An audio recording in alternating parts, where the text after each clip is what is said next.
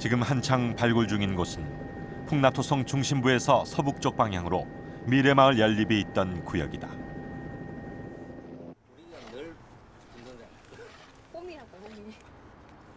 현재 발굴 지역에서 유물이 나오고 있는 곳은 지하 1m에서 4m까지의 지층.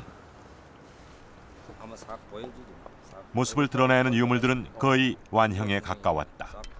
이런 호 종류는 백제에만 나타나는 건 아닌데요. 예. 백제호의 특징은 가지고 있습니다. 견부가 발달해 있거나 예. 평적 의미가 있다는 이런 거는 백제호의 또 특징입니다. 막 나오겠는데. 바로 옆에선 목탄이 쏟아져 나왔다. 목탄은 건물 기둥이 불에 타 그 자리에 주저앉은 것으로 보여지는 백제 초기 집자리로 확인됐다. 곳입니다. 예. 지금 현재 발굴팀의 관심을 끈 것은 바로 기와무지였다. 연대를 볼 때는 한 AD 4세기 정도, 그러니까 300년대 정도에 예. 만들어진 것으로 지금 보고 있습니다. 지금 이 기와가 전부 다 한쪽에서 전부 다 폐몰이 돼가지고 이렇게 쓸려져 내려온 상태입니다. 예. 그런 동물을 다양하게. 건물이 무너지면서 쓸려 내려온 것으로 추정되는 막대한 분량의 기와들. 과연 이곳에 어떤 건물이 있었던 것일까?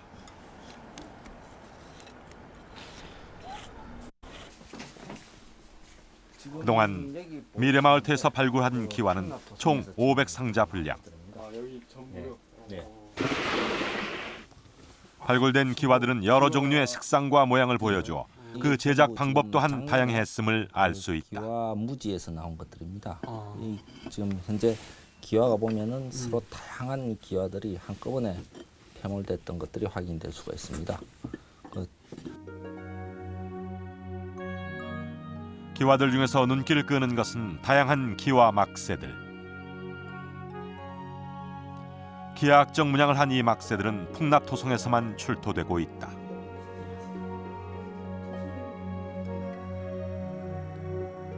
그리고 기와 무지에서 함께 출토된 전돌. 전돌은 도로 포장이나 건물의 하부 구조에 쓰이는 일반 주거지에선 찾아보기 힘든 유물이다. 비록 깨어진 상태였지만 분명 이곳 풍납토성에 고급스러운 전돌을 사용한 특별한 건물이 있었다는 것을 보여준다.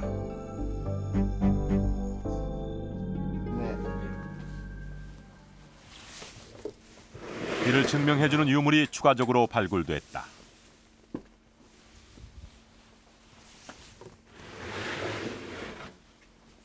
발굴팀이 조심스럽게 꺼낸 유물은 범상치 않은 초석이었다. 약간 특이한 형태라고 볼 수가 있습니다.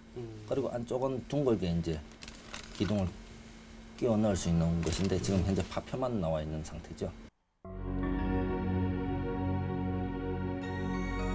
대형 건물지에 기둥을 세우기 위해 사용했던 초석. 그 위로 기둥을 올리고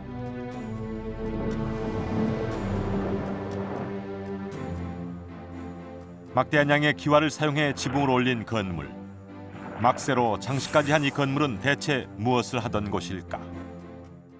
전반적으로 볼 때 기와라든지 그리고 이 초석 이 기초 부분을 이렇게 장식하는 그러한 유물이라든지 벽돌 같은 것은 이 건물의 그 당시로 볼 때 이 건물의 위상이 어떠했는가를 짐작하는데 총체적으로 시사하는 바가 많다라고 할 수 있죠.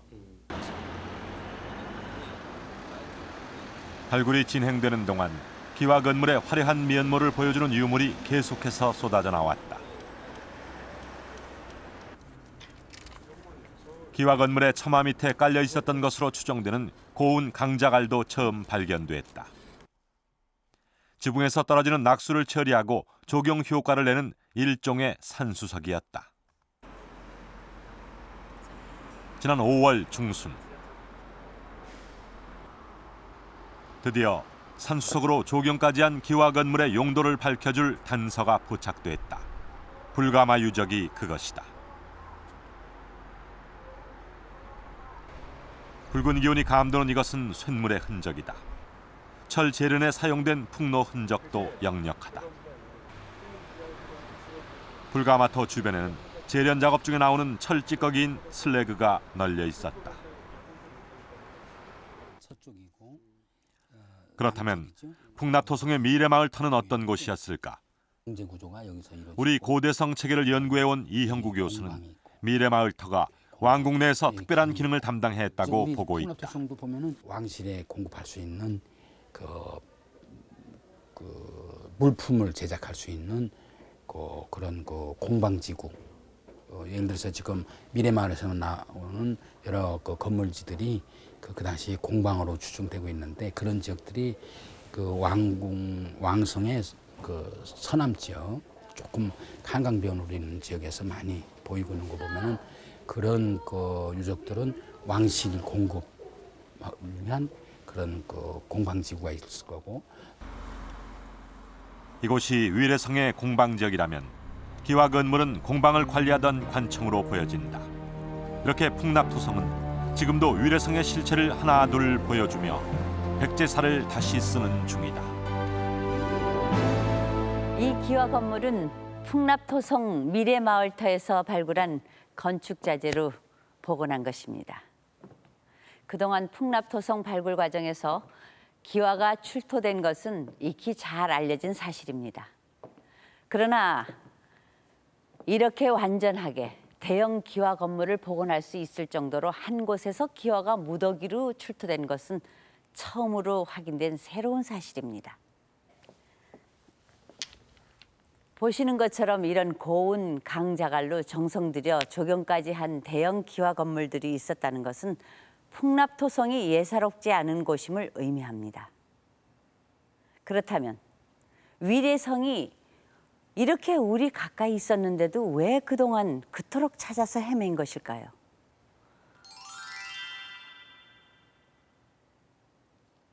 자, 이 기록을 주목해 주십시오. 백제의 첫 수도 위례성을 묘사해 놓은 삼국사기 기록인데요. 북으로는 한수를 끼고 있고 동으로는 높은 산을 의지하고 있으며 남으로는 비옥한 뜰을 바라보고 서쪽으로는 큰 바다에 접해 있는 곳이라고 기록해 두었습니다. 김부식이 삼국사기를 집필한 고려시대에도 위례성의 정확한 위치를 몰랐다는 얘기입니다. 그러다 보니 그동안 위례성 후보지로 거론된 지역이 한두 곳이 아닌데요. 바로 이런 논란의 와중에 풍납토성 발굴이 시작되었던 것입니다. 그렇다면 풍납토성을 위례성으로 보게 된 결정적인 증거는 무엇이었을까요? 지난 1999년 풍납토성 경당지구 발굴은 역사학계를 초긴장시켰다. 대체 경당지구에서는 무엇이 나온 것일까? 발굴 당시 학계의 이목을 집중시킨 유물. 그것은 말뼈였다. 한 구덩에서 출토된 말뼈는 무려 9개 채. 이상한 점은 모든 말뼈가 다른 부위는 없고 머리뼈만 남아있는 것이었다. 이게 그때 당시 나왔었던 그건가 봐요? 예. 경당지구 9호 구덩이에서 출토된 그 말의 머리 중에서 아래쪽뼈, 하악골.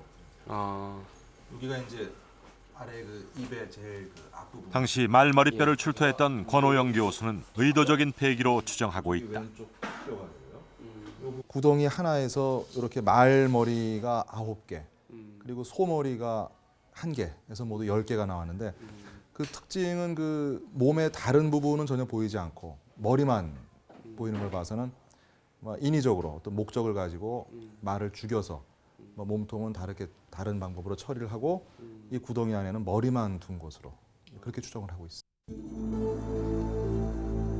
말은 고대 사회에서 함부로 죽일 수 없는 동물로 알려져 있다. 그렇다면 무슨 이유로 그것도 말머리만 골라서 한 곳에 묻어둔 것일까? 풍납토성에서 발굴된 이 말머리는 대체 무엇을 뜻하는 것일까?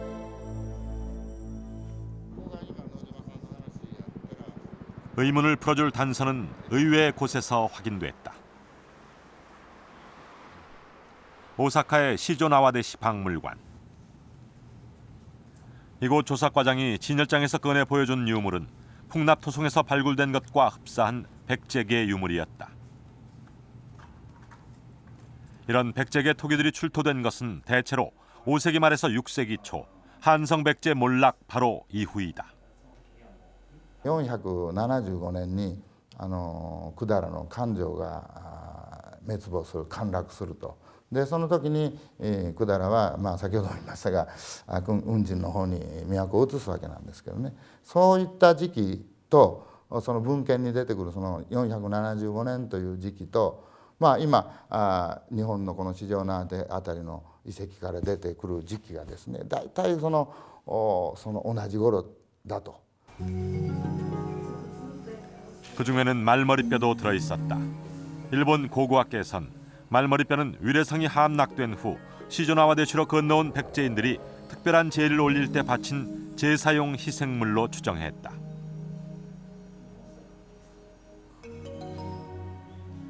백제인들이 시조나와 대시에 남긴 유물을 통해 당시 백제인들이 이곳으로 이주한 후 특별한 제의와 풍습을 전래한 것으로 보고 있다. 그렇다면 그 제의의 성격은 무엇이었을까?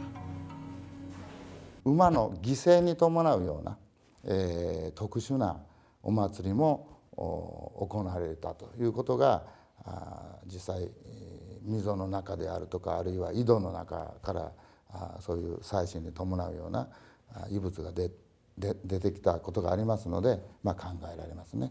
だから農耕の祭祀であり、犠牲を伴う何かその雨乞いに関わるようなね、祭祀であったんじゃなかろうかと。あるいは五穀豊穣を願うためにお祭りをすると。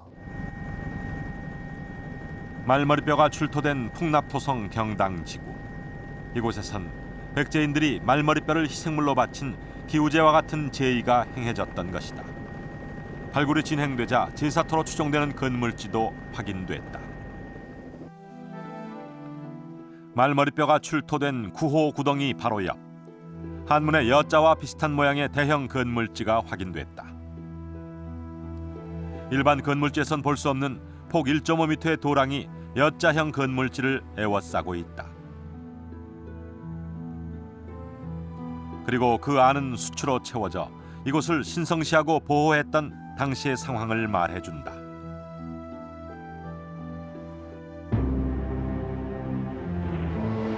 풍납토성에서 발견된 여자형 건물지를 복원해보자.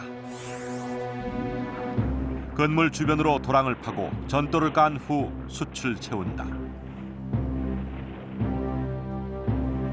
특별한 권위와 위험을 갖추도록 설계한 이 건물은 백제의 제사터였다. 여자형 건물지와 그다음에 그 말머리뼈 9개와 소머리뼈가 함께 나온 구호 구덩이, 그리고 이제 그보다는 조금 앞식일 것이지만 또 하나의 이제 제사용 구덩이에서 그 일대가 계속해서 3세기부터 5세기까지 제사가 이루어지던 그런 공간으로 생각이 됩니다. 그리고 그 건물 자체의 방위가 정남북 방향입니다. 분명히 이것은 계획적으로 남북 방향에 맞추어서 계획적으로 어떤 한 공간을 이용해서 제사 행위가 이루어지던 그러한 부분으로 생각하고 있습니다.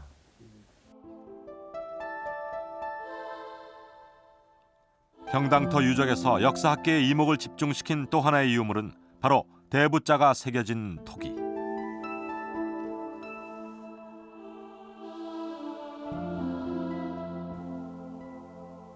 그런데 최근 같은 모양의 토기에 정자가 새겨진 것이 발견됐다.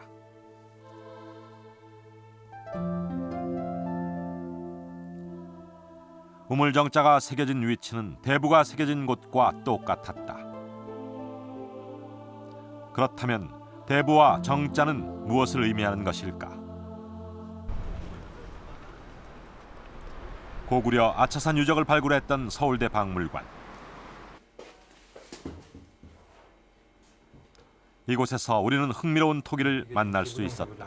명문이 있는 토기입니다.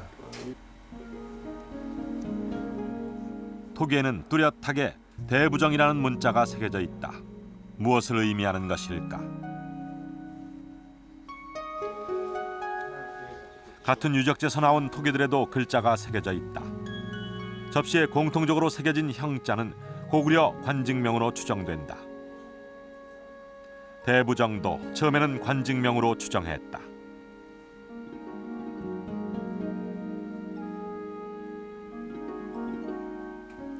그런데 풍납토성에서 출토된 백제 토기에 새겨진 고구려와 똑같은 대부와 정자가 나온 것으로 보아 관증명은 아닌 것이 틀림없다. 그렇다면 대부와 정자는 무엇을 의미하는 것일까? 양국의 공통적으로 어떤 사상적인 또 문화적인 그런 측면의 반영이 아닌가 이렇게 볼 수도 있겠습니다. 왜냐하면 이제 정이라고 하는 그 글자는 어떻게 보면 이제 그 글자도 되지만 그 이렇게 샵 같은 기호가 됩니다. 저런 기호는 고구려에도 있었고요, 백제에도 있고, 신라, 가야, 그리고 바다 건너 일본에도 다 있습니다. 근데 그것은 어떤 글자가 아니라 사악한 기운을 이제 멀리하고 그 나쁜 기운이 오지 못하게 막는 그런 벽사의 의미가 있는 그런 보호이기 때문에 종교적인 그런 기능을 가졌을 그런 가능성도 배제할 수는 없을 것 같습니다.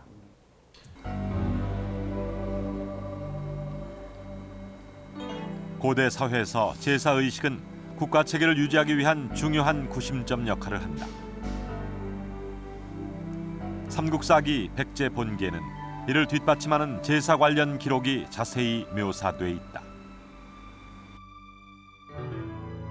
구수왕 14년 기사를 보면 4월에 가뭄이 들어 동명왕 사당에 제사를 지냈더니 곧 비가 내렸다고 전하고 있고, 비류왕 10년조에는 왕이 몸소 희생물을 베었다고 되어 있다. 동명성왕 묘를 세우고 제사를 지내고, 국모에 대한 제사를 지내고, 천지에 대한 제사를 지내고 그랬는데 그 외에도 여러 제사가 있었고, 그러니까 이러한 제사는 왕국이 형성되고 왕의 존재를 인정하면서 이야기할 수 있는 제사들이 되겠습니다. 이 경당유적의 경우에는 그 여러 제사 중에 어떤 제사하고 연결이 됐는지는 몰라도 그 정도의 제사터라면은 왕국의 제사터로도 생각을 할 수 있겠습니다. 왕이 직접 제사를 주관하고 기우제를 올렸던 백제 제사터. 풍납토성 경당지구. 이곳은 백제 위례성의 중요한 구심점 역할을 했던 제2공간이었고 풍납토성이 왕성이었음을 말해주고 있다.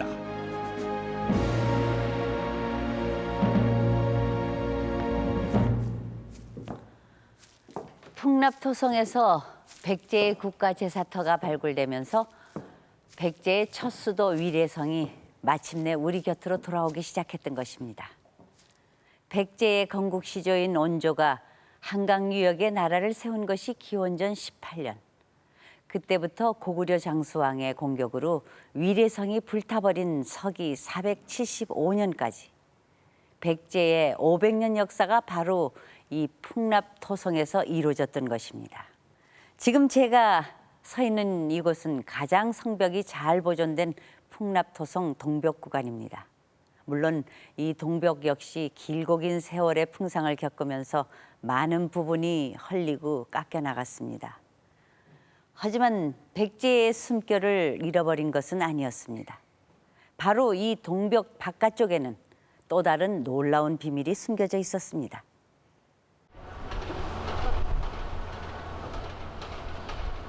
지난해 10월 성벽을 방어하는 물길인 해자를 찾던 중 예상치 못한 유물이 발굴됐다. 풍납토성 동벽과 도로 하나를 사이에 두고 아파트 재건축 공사가 한창인 이곳에서 백제 목조 우물이 나온 것이다.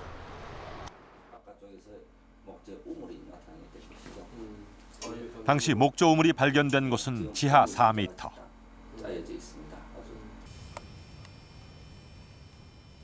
우물은 나무로 정교하게 엮어 만든 목조 우물이었다. 순수하게 나무로만 제작된 목조 우물이 발굴된 것은 국내에선 처음 있는 이례적인 일이었다. 그렇다면 당시 백제인들은 무슨 이유로 풍납토성 성 밖에 이런 목조 우물을 만들어둔 것일까? 우물이 그 성 바깥쪽에서 지금 출토가 됐다는 것은 성 안쪽뿐만 아니라 성 바깥쪽에서도 많은 사람들이 거주했다는 것을 알 수가 있습니다.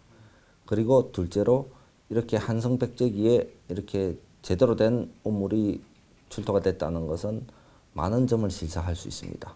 즉, 그 당시에 목재 우물을 제작하는 방법이라든가 그다음에 어떠한 두레박을 사용했든지 이런 것들을 확인할 수 있는 아주 좋은 자료라고 볼 수가 있죠. 발굴 직후 우물은 해체돼 보존 처리 중이다. 1500년이 넘는 세월을 땅속에 묻혀있던 우물의 복원을 위해서다.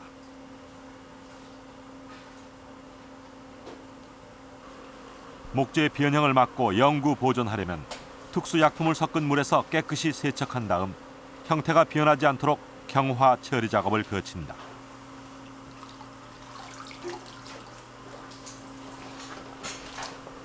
보존 처리 과정에서 백제인들이 나무로 우물을 만든 이유가 밝혀졌다.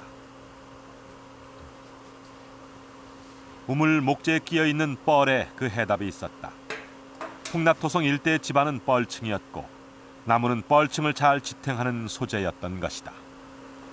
석조로 만들 경우에는 그 집안이 잘못하면은 그 주저앉게 되면 석조의 그 벽이 무너져 내릴 우려가 있습니다. 특히 하부 구조가 단단한 석재들을 큰 석재들을 넣어야 되는데 그러한 것들이 조금은 힘들었던 것 같고 아마 그 오히려 이 우물을 목재로 만들면 그러한 지질의 구조에 잘 아마 견딜 수 있었던 것 같습니다. 나무의 수종은 무엇일까? 샘플을 채취해 전자현미경으로 관찰해 보았다. 검사 결과 수종은 상수리나무였다. 상수리나무는 조직이 치밀해 단단한 수종으로 알려져 있다. 상수리나무는 보통 통칭 그 참나무라고 알려져 있는 그런 나무입니다. 우리 산야에서 뭐 소나무와 마찬가지로 흔하게 볼 수 있는 많은 나무 중에 하나고요. 집을 짓거나 배를 만들 때도 상수리나무가 많이 쓰였고 그것은 상수리나무가 물속이나 또는 다른 환경에서 잘 견디는 나무에 속했기 때문에 그렇게 쓰였기도 했고 또는 비교해 보자면 유럽에서는 그 오크통이라고 하는 그걸로 술통을 만드는데 그 오크통이라고 하는 그 오크라는 재료가 우리의 참나무하고 같은 나무에 해당을 합니다. 보존 처리 중인 목재에는 내구성을 고려한 흔적도 그대로 남아 있었다. 나무의 양쪽 끝은 암수로 다듬었다. 우물정자로 결합해 움직이지 않도록 고정시킨 것이다.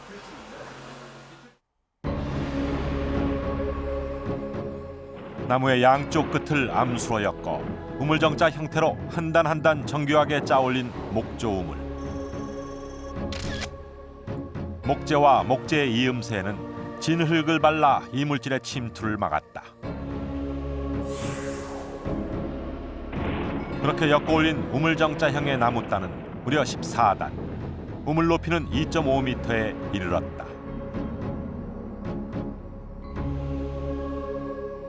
이제 앞으로 목조의 가구들은 또 그것도 결구수법입니다.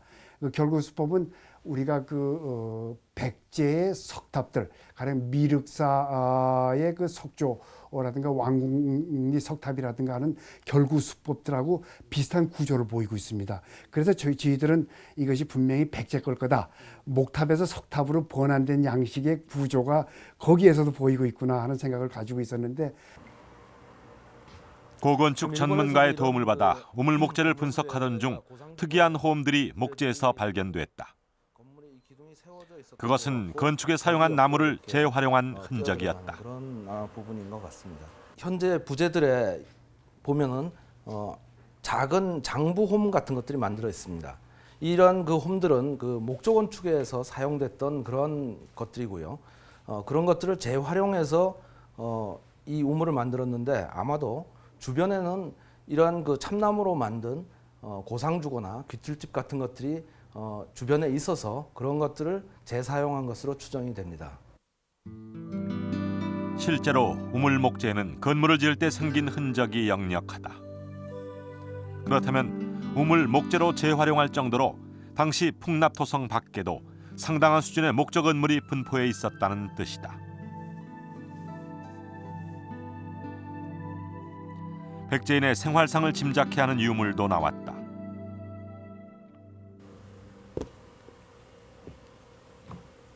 목조 우물 안에서 당시에 사용됐던 다양한 유물이 나온 것이다. 예. 보시면 이제 그 가지 부분을 고스란히 살려서 그대로 절취를 했는데 이쪽 부분에 끈으로 묶었던 흔적, 고리 홈이 파여져 있고 그래서 아마 이렇게 끈으로 묶어서 우물 안에 그 빠진 물건들을 건져내거나 할 때 아마 쓰였을 것으로 추정이 되는. 두레박 거리형으로 추정되는 목제품과 반원형의 나무 두레박. 물동이를 일 때 사용한 또아리도 고스란히 남아 있었다. 물풀로 엮은 또아리는 직경이 10cm 정도로 지금도 우리가 물건을 일 때 사용하는 또아리와 모습이 비슷하다.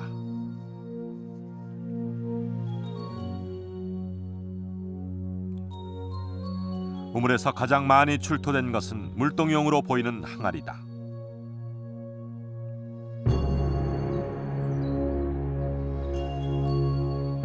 풍납토성 성 밖에 거주한 백제인들의 삶의 한가운데 있었던 우물가 풍경. 풍납토성 동벽 밖에서 출토된 목조 우물로 그들의 생활상이 처음으로 확인된 것이다. 목조 우물 발굴로 풍납토성 밖에도 백제인들이 거주하는 도시 기반 시설이 갖춰져 있었다는 사실이 처음으로 밝혀졌습니다. 발굴팀도 처음엔 왜 목조 우물을 만들었을까 의아하게 여겼다고 하는데요. 막상 분석을 하고 보니 집안이 뻘층인 것을 고려한 백제인의 지혜가 담긴 우물이었습니다. 지금 보시는 이 우물가 모습은 목조 우물과 함께 출토된 유물만으로 복원한 것입니다.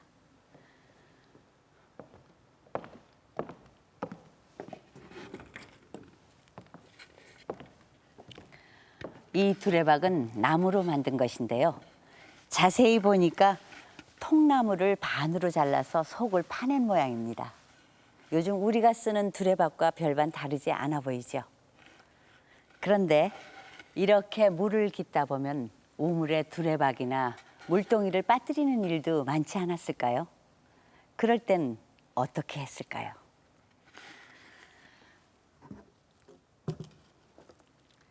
삼지창 모양의 이 도구를 봐주세요. 우물에 빠진 바가지를 건질 때 사용했던 도구입니다. 아마 성 밖에 거주하던 백성들은 식수원 역할을 하는 이 우물가 근처에 모여 살았을 가능성이 큽니다. 지금도 서울에는 우리가 생각하는 것 이상으로 백제 유적이 상당히 많이 남아 있습니다. 그렇다면 서울 속의 백제는 과연 어떤 모습일까요?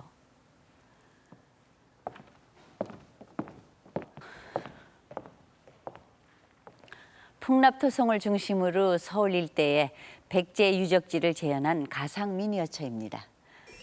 풍납토성 발굴을 시작할 때 첫 책임을 맡았던 조유진 선생님 모시고 자세히 살펴보도록 하죠. 안녕하세요, 선생님. 나와주셔서 감사합니다. 이곳이 풍납토성 아닙니까? 근데 그 옆에 있는 성이 어떤 곳이죠? 이게 지금 현재 올림픽 공원으로 활용되고 있는 소위 백제시대 몽촌토성입니다. 아, 네. 올림픽 공원이요? 예, 몽촌토성은 풍납토성이 본격적으로 발굴되기 이전에 네. 한성 백제, 그 소위 초기 백제의 유력한 그 도성으로서 지목되어 왔던 곳이지요. 네. 지금 그 항공에서 보면은 풍납토성과 몽촌토성이 확연히 구분된다는 것을 알 수가 있습니다. 네. 근데 그 말은 뭐냐면은 풍납토성은 평지에 마련돼 있고 이 몽촌토성은 구렁에다가 구렁을 이용해 가지고 산성처럼 네네. 그렇게 만든 그런 토성이지요. 네, 그러니까 성 안으로 들어오기가 쉽지는 않았을 것 같아요. 그런데 여기 있는 이 무덤 말이죠. 여기 보면은 그 고구려 무덤 양식인 돌무지 무덤 같은데요. 예, 바로 이것이 이 송파구 석촌동에 있는 백제 돌무지 무덤입니다. 네. 뭐 형태는 고구려 무덤 형식과 같습니다만 지금은 3기밖에 보이지를 않습니다. 그러나 이것이 일제 강점기에는 80여 기가 이곳에 흩어져 있었고 네. 그래서 이 마을 이름이 돌마을이라고 처음에 불렸죠. 하도 돌무덤이 많다 보니까 네. 산성들이 이제 보이지 않습니까? 그런데 이 산성, 이거는 어떤 곳이에요? 예, 저쪽 한강 건너편에 보이는 저것이 바로 지금 워커리 있는 곳입니다만 그게 아차산성입니다. 그 예. 아차산 있는 그 일대입니까? 그게 워커리 있는 데가 다 아차산성이 네. 자리 잡고 있죠. 남쪽으로 보면은 그 유명한 남한산성을 보실 수 있습니다. 네네. 지금 이곳에서도 백제 유물이 출토되고 있습니다. 남한산성에서도요. 예, 이와 같이 이 풍납토성을 중심으로 해서 강북과 네네. 강남으로 빙 둘러서 중요한 산성들이나 성들이 네. 외곽으로 포진하고 있는 것으로 봐서 이 풍납토성의 그러한 위치를 네네. 우리는 충분히 이해할 수 있는 것이죠. 네, 백제와 굉장히 관련이 깊다 이렇게 말씀하실 수 있는 거죠. 네, 네. 예, 바로 그런 얘기가 되겠습니다. 네, 오늘 정말 말씀 너무 감사합니다. 네, 감사합니다. 이렇게 살펴보고 나니 서울 자체가 백제였구나 하는 생각이 절로 드는데요. 그런데 말이죠, 아무리 둘러봐도 참 이상한 점이 있습니다. 풍납토성은 한강에 바짝 붙어 있는데요. 홍수가 나면 강물이 범람할 위험이 컸을 것으로 보입니다. 그렇다면 무슨 이유로 백제는 한강변에 수도를 정한 것일까요?